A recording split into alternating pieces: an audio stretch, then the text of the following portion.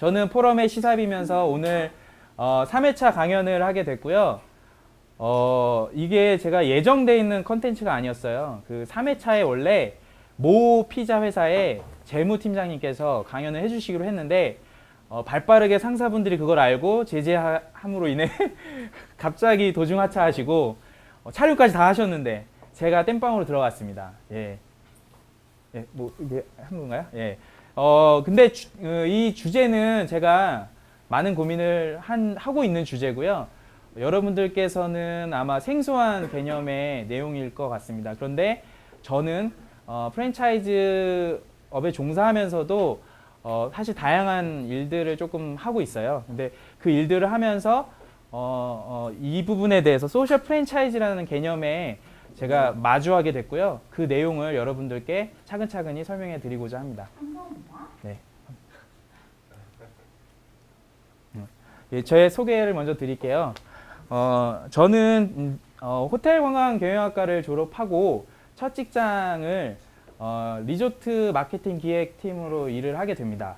원래 저는 외식 경영이 꿈이었어요. 그래서 중학교 때부터 아르바이트 되게 많이 했고 다 외식 관련된 아르바이트만 했어요. 대학 내내 아르바이트로 외식 업체에서 일을 했는데 취업할 때는 이제 연봉을 보게 되더라고요. 그래서 고민하다가 그래도 전공을 살리는 거에 만족하고 꿈을 포기하더라도 전공을 살리는 거에 만족하면서 이 첫 번째 직장을 한솔 오크밸리라는 곳에 마케팅 기획 일을 1년 정도 하게 됩니다. 1년 정도 하면서 역시 꿈을 찾아야 되겠다라는 생각을 했어요.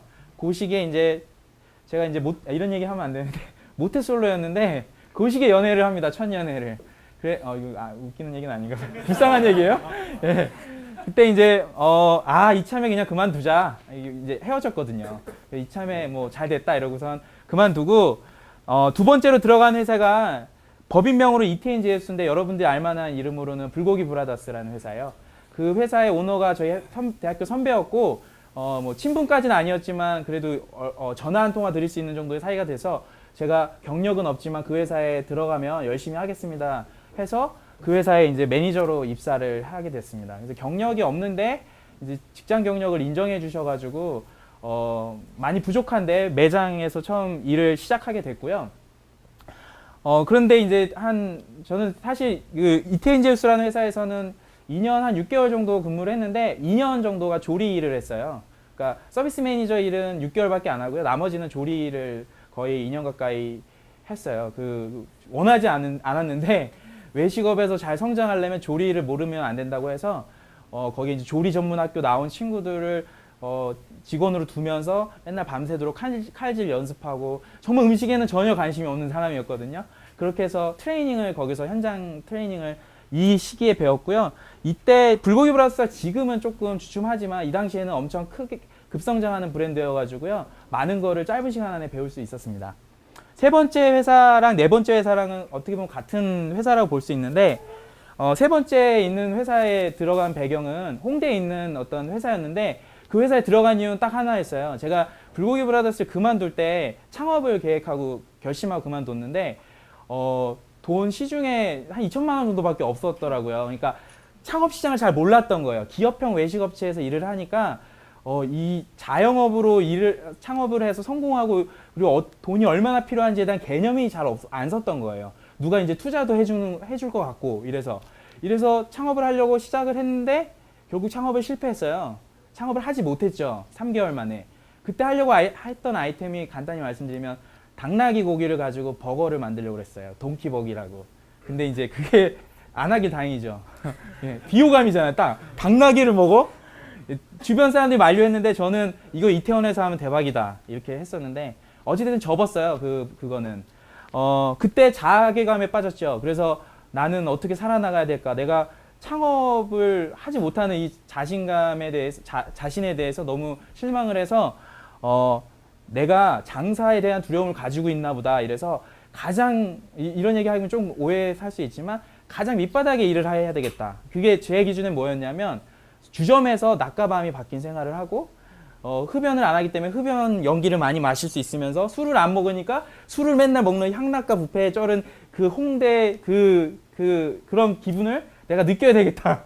뭐 이런 이상한 생각을 해서 무심코 찾아간 회사가 바로 지금의 이프연트라는 회사였어요. 그래서 근데 여기서 이제 귀인을 만났고요. 이런 얘기까지 하면 한 3시간 돼가지고 좀 줄이고요. 이프연트에서 결국은 정말 특별한 회사였고요. 여기에 있는 대표와 이제 회사를 같이 일궈 나가는 과정을 경험을 통해서 이 얘기는 나중에 진짜 한번 다시 꼭지로 한번 해보겠습니다. 근데 결국 젊은 이 대표님이 계셨는데 그분에게 투자를 받게 됐어요.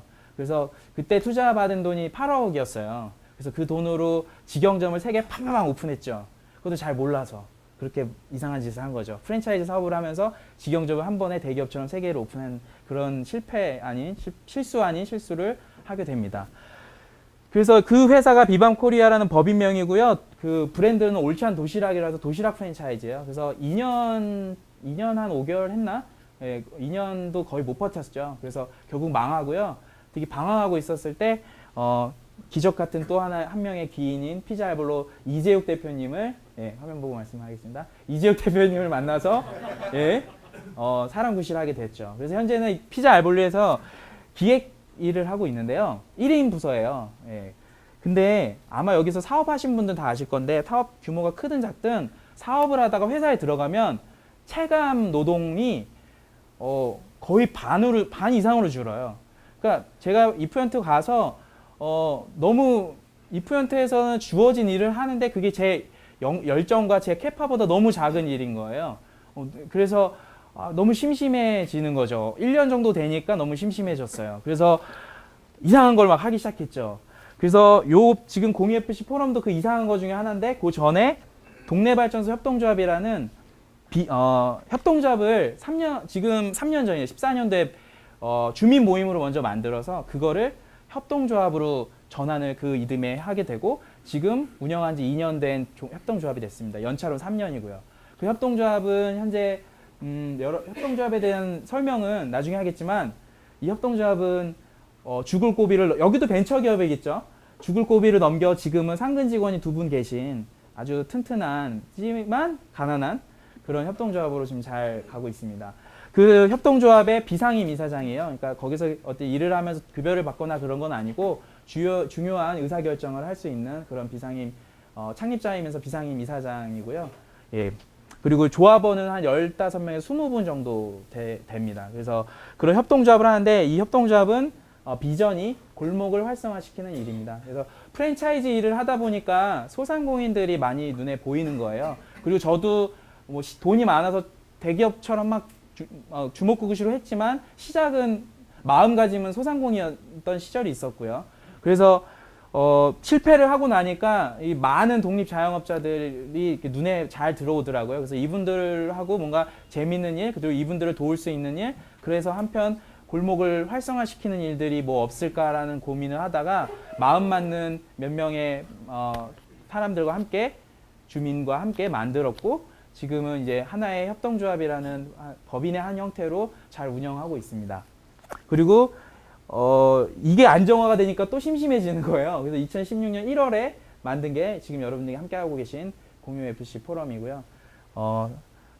이렇습니다. 소셜 프랜차이즈의 목차인데요. 먼저 프랜차이즈 시스템에 대해 아주 모르시는 분들이 계실지 몰라서 간단하게 설명을 해드리겠습니다. 그리고 그 중에 핵심인 프랜차이즈의 프라이싱인 가맹금 혹은 로열티 이거에 대한 설명을 좀 하고요.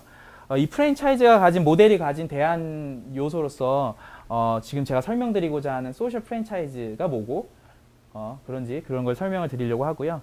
마지막으로 프랜차이즈를 좀 다른 것과 융복합해서 소셜 프랜차이즈로서의 개념으로 확장해 나가는 그런 방법이 뭘까를 설명하고자 합니다.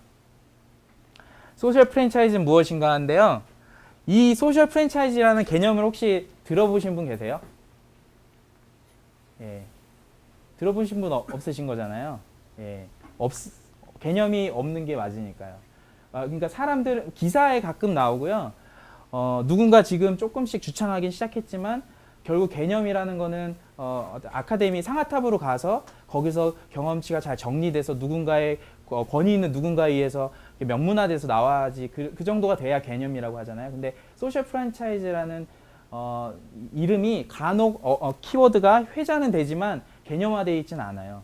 근데 여기서 조금 프랜차이즈 업을 오래 하신 분들은 이 소셜 프랜차이즈에 대한 생각을 착한 프랜차이즈 혹은 협동조합 프랜차이즈가 소셜 프랜차이즈가 아닐까 이 정도 생각을 하고 계시겠죠. 예, 근데 그것도 일부분 맞는 얘기인데요.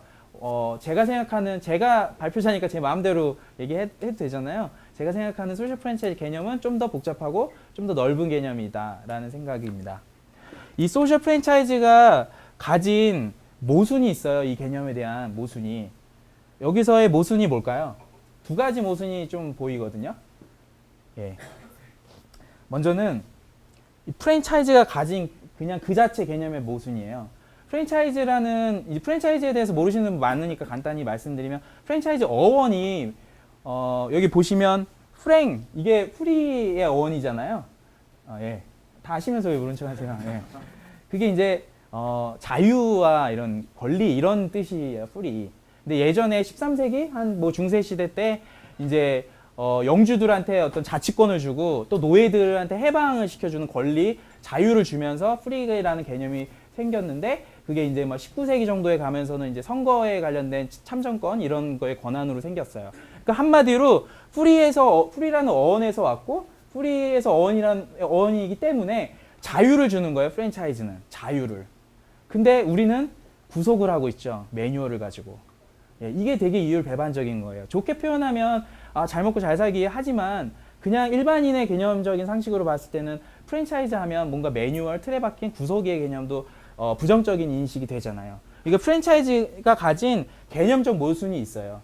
그리고 두 번째 모순은 우리 사람들, 일반인들의 모순이에요. 인식의 모순. 그러니까 프랜차이즈는 우리는 안 그러잖아요. 이 자리에 모신 분은 프랜차이즈를 사랑하셔서 오신 거잖아요. 그잖아요. 좋은 모델이라고 생각하시잖아요. 근데 일반인들은 아직까지 프랜차이즈가 칼 꽂고 빨대 꼽는 거라고 생각하는 분들이 너무 많죠. 근데 소셜은 착한, 사회적 이런 뜻을 가지고 있어요. 되게 좋은 뜻이에요.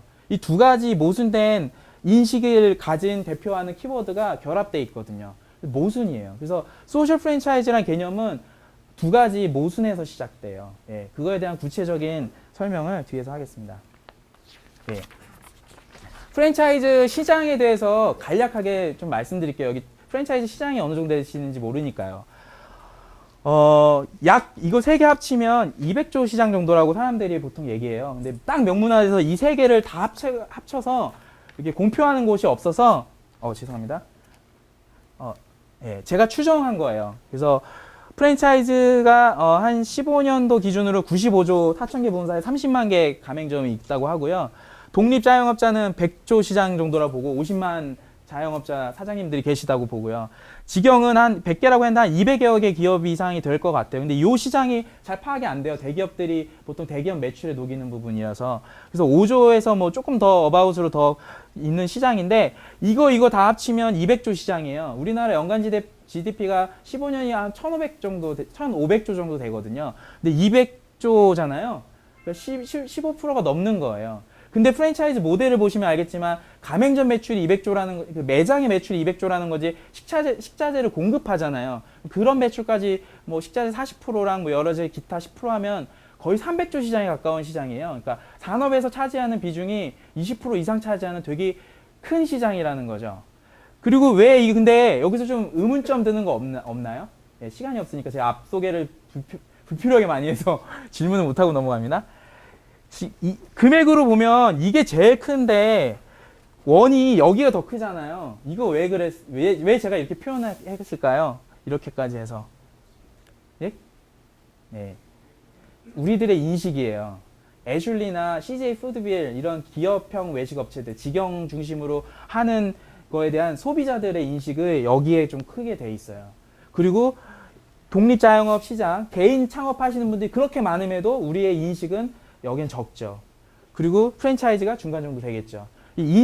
산업의 규모와 다르게 인식이 반대로 가고 있다는 거예요. 근데 이게 맞느냐예요. 그런 의문점이 하나 들고요. 어찌됐든 이 합쳐서 200조 플러스 알파까지 하면은 유관산업까지 하면 300조 넘는 20% 이상의 GDP를 차지하는 이런 큰 시장이 무시받으면 안 되는데 저희 무시받고 있어요. 이 고민이 뭘까? 이게 어떤 거에서 기인하느냐에 대한 고민의 시작이 소셜 프랜차이즈의 시작입니다. 그래서 프랜차이즈 산업의 시장을 제가 개괄적으로 얘기했고요. 프랜차이즈 산업이 엄청 성장률이 높은 거 아시죠? 업계에서는 IT 성장만큼 프랜차이즈 산업이 성장하고 있다고 해요. 그만큼 성장률도 높은 산업인데 우리의 인식과 그런 것들은 떨어진다는 것을 말씀드리고 싶었습니다. 이거는 눈에 잘 안 들어오시겠지만 비즈니스 모델 간단히 설명하려고 해요. 눈에 잘 안 들어오고 이거 저희 회사의 매트릭스예요. 그냥 제가 만든. 그러니까 프랜차이즈 모델에 대해서 아예 모르시는 분들을 위해서 그냥 넣어봤어요. 결국은 직영점과 가맹점, 가맹사업 모델 이렇게 두 가지가 큰 틀이고요. 가맹 모델 안에는 가맹점을 오픈할 때 발생되는 어떤 거래관계에 의한 개설이라고 해요. 저희 그 업계 사람들은 개설단의 어떤 수익과 그 다음에 가맹점이 운영되면서 나오는 지속적으로 여러분들이 하는 뭐 물류 수익 또 뭐 좀 은어처럼 얘기하면 물대 이런 게 결국 운영 수익이죠. 예, 개설 수익과 운영 수익으로 나눠지고 직영점과 가맹점 매출로 나눠지는 거죠. 그리고 지금 프랜차이즈들이 성장하면서 해외 사업 부분이 지금 늘어나고 있어요. 그래서 해외 사업도 마스터 프랜차이즈냐 뭐 무슨 합작이냐 뭐 여러 형태에 따라 다르지만 기능적으로는 개설을 하는 데에 하자마자 받는 계약금 그게 뭐 몇 억에서 10억 단위까지 가죠. 그리고 로얄티 역시나 그 파트너한테 받는 운영에 대한 로열티, 뭐 매출의 몇 프로 이렇게 받는 두 가지 수익 구조가 있고요.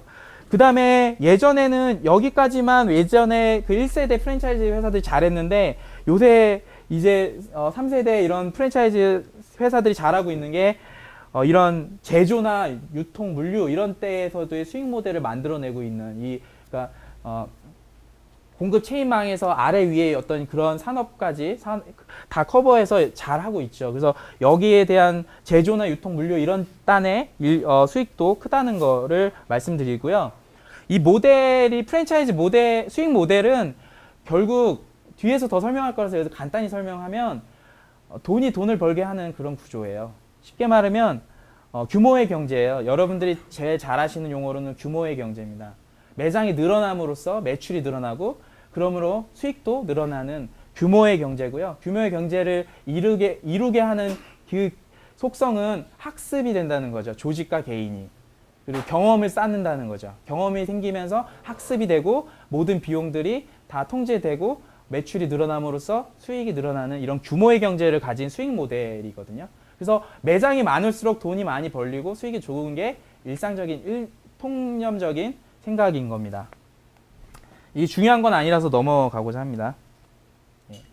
그 학습 효과가 일어나는 건 되게 간단해요. 혹시나 이거 학습 효과에 대한 거를 혹시 모르시는 분이 계셔서 설명하면 조직이 개인이든 조직이든 경험이 쌓이면서 노하우가 증가하고요. 전문성이 증대하잖아요. 그러면서 효율, 능률이 높아지는 거죠. 그리고 생산 측면에선 생산량이 많아질수록 또 수익이 늘어나는 거잖아요. 그런 여러 가지 부분에서 학습 효과가 발생하고 그게 결국 규모의 경제로 이어진다는 거죠. 네. 그러면 그러면 그 프랜차이즈 모델이 왜 성장하는지에 대한 여러 요인들이 있는데 저는 한 이 정도로 좀 설명하려고 해요. 첫 번째는 최근에 프랜차이즈에 제가 오늘 3사 이렇게 3사라고 하니까 저희랑 친한 몇 개 본사들과 한 3개의 프랜차이즈 본사들이 급여에 대해서 얘기를 했단 말이에요. 근데 저희 회사가 되게 급여가 낮은 편인데 프랜차이즈가 결과적으로 지금 많이 성장하는 거 비해서 많이 또 힘들고 이런 이유들 중에 하나가 사실 인력의 문제라고 저는 보는데 그래도 지금 프랜차이즈가 그래도 요새 성공한 브랜드들이 많이 나타나는 거는 우수 인력들이 많아지고 있기 때문이라고 생각을 해요. 여전히 급여 수준 되게 낮죠. 일반 기업에서 이쪽으로 넘어오는 경우 저는 거의 못 봤거든요. 예. 우수 인력들이 유입되는데 대표적인 게 운영적인 어떤 시스템이나 노하우나 이런 것들이 좀 충실하게 잘 갖고 있는 외식 직영 기업들, CJ나 이런 대기업들이 주로 하는 아웃백이나 이런 회사들의 인력들이 대거 프랜차이즈 쪽으로 유입되고 있어요. 그래서 아마 프랜차이즈 본사에서 일하시는 분들은 아실 거예요. 가까운 곳에 그런 인력들이 있는 것. 저는 그분들이 다 이걸 우수 인력의 전부라고 얘기하는 게 아니라요. 그냥 단적인 예로 들은 거예요. 근데 그런 분들이 다이닝 그 패스트푸드나 다이닝 쪽에 산업이 조금 줄게 되면서 프랜차이즈 회사로 이렇게 넘어오게 되더라고요. 그래서 그런 분들이 사실 이런 운영과 시스템에 대한 노하우를 가진 그런 분들이 많이 프랜차이즈에 지금 유입되고 있어서 우수 인력들이 그래도 좀 생기고 있다라는 말씀을 드리고요.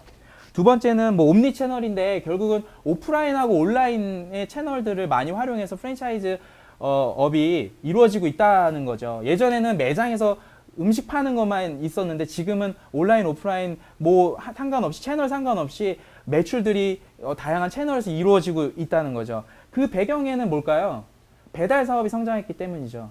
배달이라는 게 결국은 이 단말기 혹은 어떤 콜 주문 이런 거를 통해서 기술의 어떤 기술의 잠깐만요.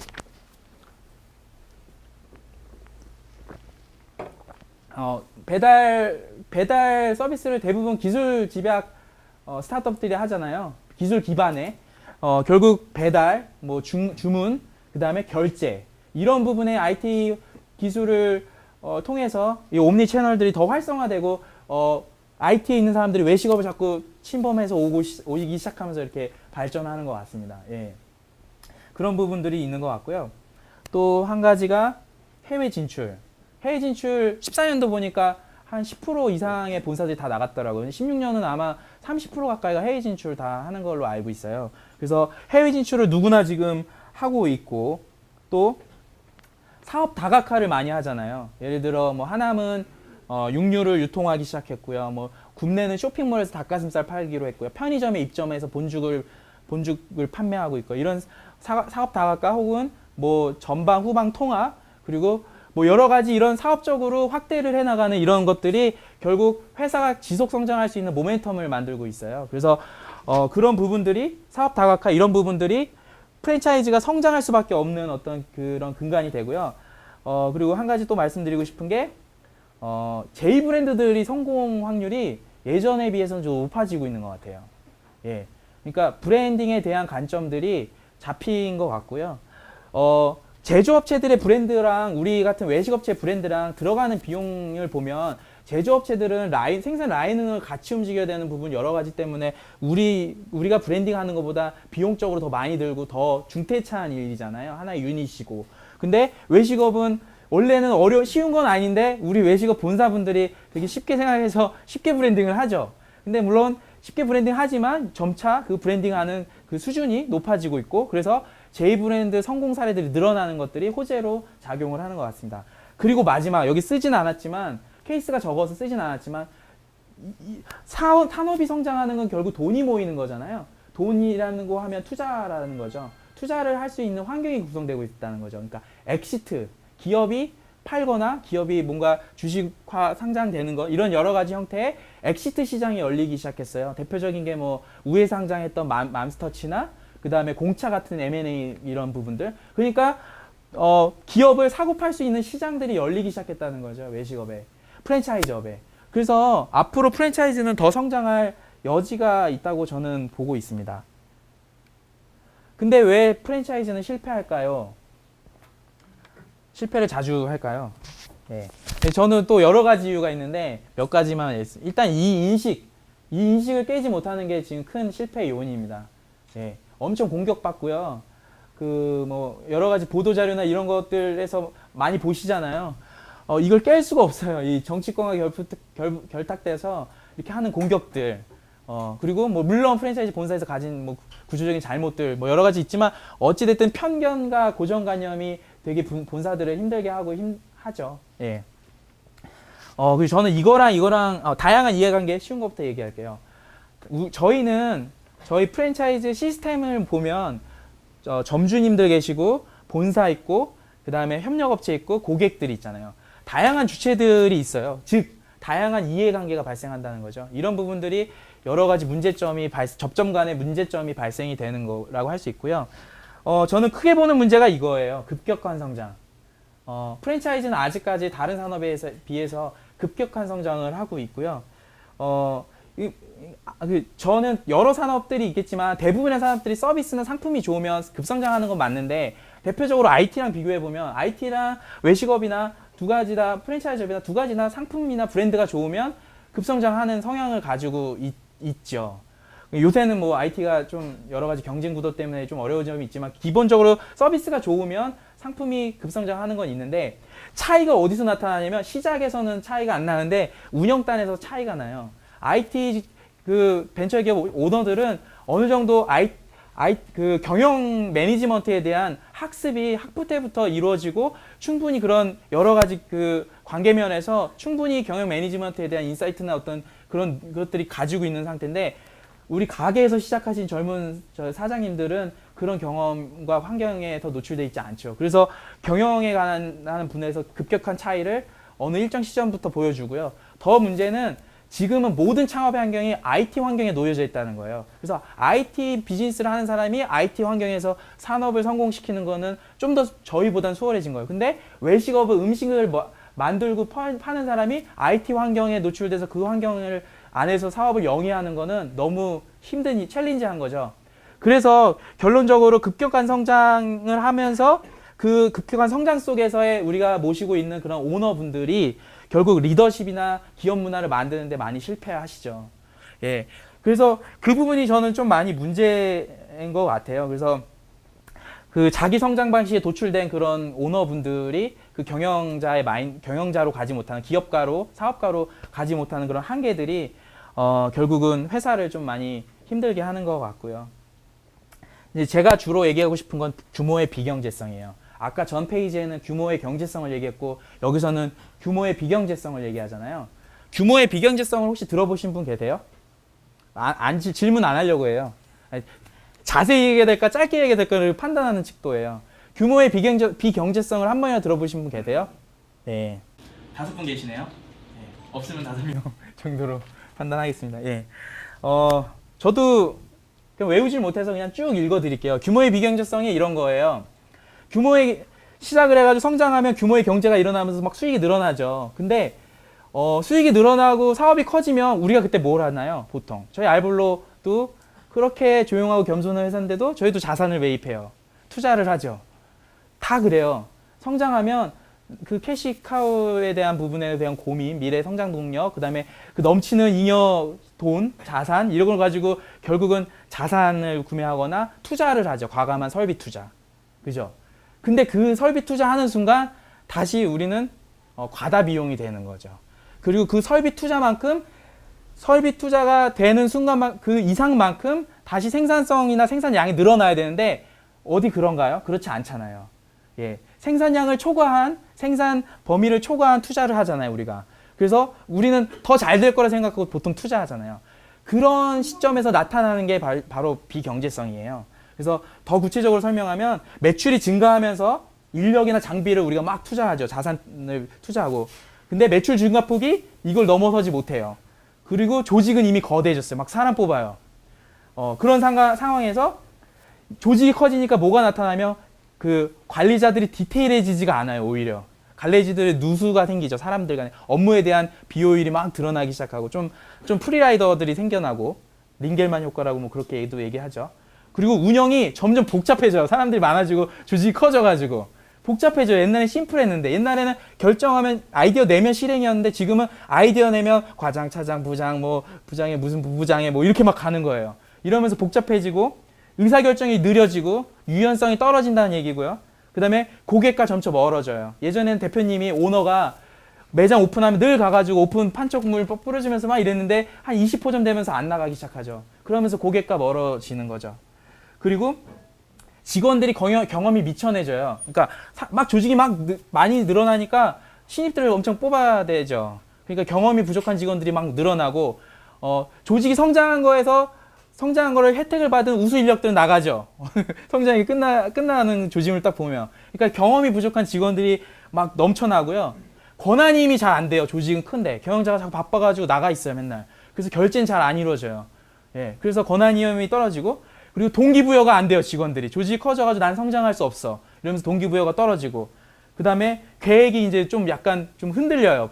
무계획으로 하는 사람들도 생기고, 다각화에 한두 가지 야심차게 시작한 다각화 어떤 사업 계획들이 실패를 하죠.